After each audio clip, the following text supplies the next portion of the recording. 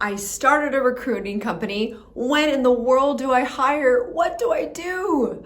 Check out this video right now and find out. Hey, welcome to the Millionaire Recruiter. I'm Brianna Rooney, your Millionaire Recruiter. If you haven't seen this channel before, yep, it's all about making you the next Millionaire Recruiter. So let's get to it. Every Thursday at noon, definitely. So today's video is actually inspired by someone that was in my webinar today, which my webinars are every 2 weeks, 11 Pacific Standard Time on a Wednesday. So I'll definitely put that out. I'll put that below as well. So this was a special session because it's quite intimate, and it was really about when should this person hire? When have they reached a threshold? And then when do they hire? What do they do? What's the format? What's the time frame? What do they make that person do? What do they pay them? Like, there was a lot of questions, a lot of conversation going back and forth. So I was really inspired to do this video because I definitely think that hiring is one of the biggest, most painful things you can do as a company, I think, in any industry. And in recruiting, it's not any easier. So there's definitely a couple questions you have to ask yourself. And so I think that this video is more focused on, are you ready to hire? And if you are, here's like the steps and here's what I suggest, because it's definitely a crazy recruiting world. There's a lot of openings. There's a lot of, I think, people trying to fill all sorts of roles because companies, which hopefully are becoming your clients, are becoming far more desperate. I mean that in the nicest sense. But they're probably pulling you all sorts of directions. They're probably saying, hey, can you fill this role? That's not your specialty. And you're probably saying, yes, no problem, I'll do it, because maybe you're worried that you're missing out. But I want to tell you this. You have to, and there's tons of my videos on this, you have to be very niche. You have to know, especially the smaller the company you are, and especially if you're a one-person show, you really need to focus on what is your specialty, what kind of people, what kind of positions do you want to actually fill. What are you good at? Where is the demand? And what positions really have a good salary, therefore you're getting a great percentage. You have to be as efficient as possible. I feel like I'm kind of repeating myself with this efficiency thing, but don't get ahead of yourself with hiring. There's other things that you can do to supplement and help you. So first things first, again, niche. You need to know, what are you filling? Not only do you need to specialize in something in particular, you need to pick it and go with it, but whatever you're going with needs to also be very clear on your LinkedIn profile. I don't want to look at a profile and say, what do you fill? Not only, let's just say you're doing biz dev and a client runs across your LinkedIn profile. Before they get back to you, they're definitely looking at your profile. So they're going to say, all right, is it very obvious that this person can fill my roles? Or should I go with the next recruiter that just emailed me, because I have 20 recruiters that have just emailed me? That's a fact. There's a lot of companies, but still a lot of people are going with the easiest fruit, in my opinion. So if a company has posted, that's who they're going with. They're not just, normally random companies. They're not just reaching out to, they're going to who's actively looking, because again, they want to make sure that they're going the right route, and that's fine. But a company will not choose you to be their partner unless they know for sure you are going to be the best person to fill this role. Especially if you're a small company, you make it very apparent this is what you specialize in. And I know I fight with lots of people on this, but a lot of people are like, well, I don't want to specialize in something because I don't want to close the door to other companies. You really have to move on from that mentality, because you're only hurting yourself. I'll give you a great example.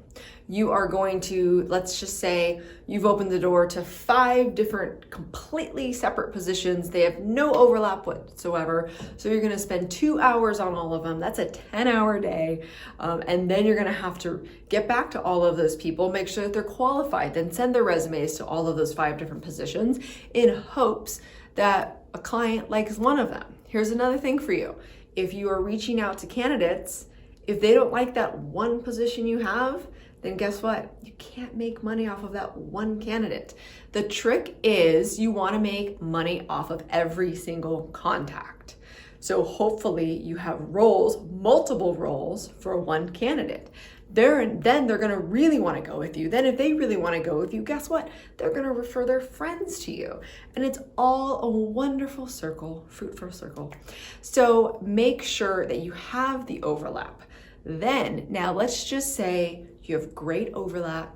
You have multiple clients. I'd say 5+ clients, maybe even 3+ if you have overlap. And you just can't handle it. You've got clients really being like, I need more people, I need more people, I need more people. They have a good interview system. You've already vetted them. They're great clients and you need more people. So immediately you're thinking, I must hire. I thought that too. And I did do it. And I don't regret it by any means, but it was a lot. I went from starting a company to, being successful with me and my partner. Again, I had a partner, so that's something else to think about. You have that extra person. I do believe that recruiting does need to be done in twos, because one person in theory is doing biz dev, the other person is filling all the candidate roles. Again, I wouldn't have been successful if we didn't have overlap. 2 people doing 2 different things. That is great. So here you are, really working, really being efficient. Now you need somebody else. Either you grab a recruiter who's already done this, but you're gonna pay a premium for them because a good recruiter should get paid well. That's just it. So either you have a good bankroll in order to do that, or they just work on commission, which is really, I think, great for both sides, but they have to be trained, because here's what's gonna happen. When you wanna hire, you are gonna have to train them. Not every person is capable of training. Not to mention, training takes a lot, let me stress this, a lot of time, patience, everything. Pretty much business shuts down for a little bit. If you don't get the right person, it's hard, it's really hard. I'm not trying to scare you, I'm just trying to be very realistic as to you might not want to do a full-time hire yet. Again, unless you have the payroll for it, and you have the time, truly the time, because that's what it is. You have to mentor this person, or you just happen to get a rock star, which, oh my God, tell me how you did that. So there's a couple things to look at. Now, I did do a video a few weeks ago, back in December, that I talked to you about joining forces with other recruiting companies. I don't think there's anything wrong with that. You could get a recruiting company that does exactly your role and say, hey, I have all these clients, I don't have enough candidates, you want to split, do a 50-50 split. And I think at first it doesn't sit well with you, because you're like, well, I'm getting rid of like half of my money. At the same time though, you're also spreading your wings, probably filling more roles, therefore, think about this, getting more referrals, freeing up your own time. You look better, and vice versa. The other company looks better, depending on if you're getting them candidates or clients, or, however it acts. Another amazing thing, if you're just starting your own recruiting company and you have clients, is why don't you grab somebody on a contract basis? There are plenty of really great freelance recruiters that are looking for work, that are looking for, ways to pawn off other candidates that they've already vetted, but maybe they didn't do well with their clients. I have lots of clients that are like almost too good and they want the cream of the crop. So therefore I have lots of extra candidates who are good, but they're not cream of the crop good. That, like we have other clients for, or we split with other recruiting companies. So there's different ways to do it. So if you grab that contract recruiter, you don't have to give 50-50. What you could do, and what I'm doing, is you could give them maybe 20% of whatever fee comes by, but they're not doing a lot of the work. All they're doing is making that intro. So they're saying, hey, I have this candidate, here's their resume, here's like an intake, hopefully they're good at their intakes, go for it, because I couldn't place them. But that's not, again, it's not because they're not good, they just didn't have that right client. So I am kind of going that route as well. So you should, as you are building your recruiting business and you want to hire and you want to do it fast and not have as much headache, make them a contractor, do a 1099 thing so they fill out a W-9. And that could really, really work out for you as you build your business, because unless you are willing, again, to spend a lot of time interviewing, looking at resumes, hiring, training, setting them up on benefits, 401k eventually, all those things take time. And then also you want to make sure that you are holding them as an employee, right? They're in it with you, because that's what sucks too, is you can spend all this time and then they leave. So you have to put all of this into play. And I know that you might need help, and I know you're ready to build, but you have to make sure, first of all, your ducks are in a row and you know exactly what you're getting yourself into.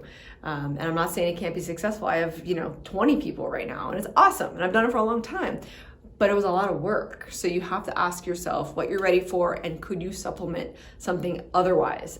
Looking back, I might have grabbed some contractors if recruiters were friendly to each other, which way back then, for some reason, we weren't. We were all like competition. And then now I believe the industry is paying it forward, as I'm trying to do here.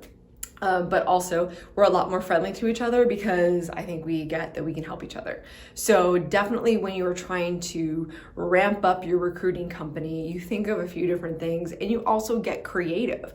I think that in order to be a very successful recruiter, a very successful owner of a recruiting company, you have to be creative with pay, with where you find people, with how you supplement all of the work. Because I think what happens is a lot of people get trapped with clients and they feel very obligated to them. Don't feel obligated. Remember, if you're working on contingency, you are not obligated whatsoever. You need to go to where the money is, and you need to have good clients, and you have good candidates, and then hopefully it all works out. So, if you do need extra help, for sure, check out the millionairerecruiter.com. This doesn't particularly tell you how to run your own business. I do get asked that a lot. This just shows you how to be a badass full stack recruiter.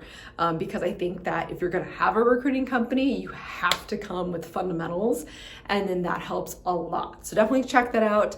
Like and subscribe this channel. I have been loving all the connections I've been getting, especially recently. And then I will definitely do next week, all the reasons to be a technical recruiter. I think that's huge, but just being in the recruiting industry in general is super cool. And I've seen all sorts of industries lately with all the connection requests I've been getting. So that's really cool. Even industries I didn't even think of needed recruiters. So I love that. And essentially it's the same stuff. It's just different Boolean searches.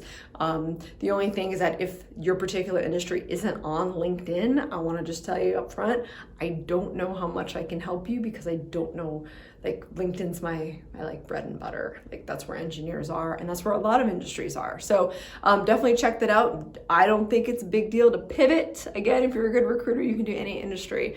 So definitely pay it forward. I would love all of your questions below, and check me out every Thursday at noon. And don't forget that money is just a vessel that gets you to do all the amazing things you want to go do. Go live your life. See you next week. Bye.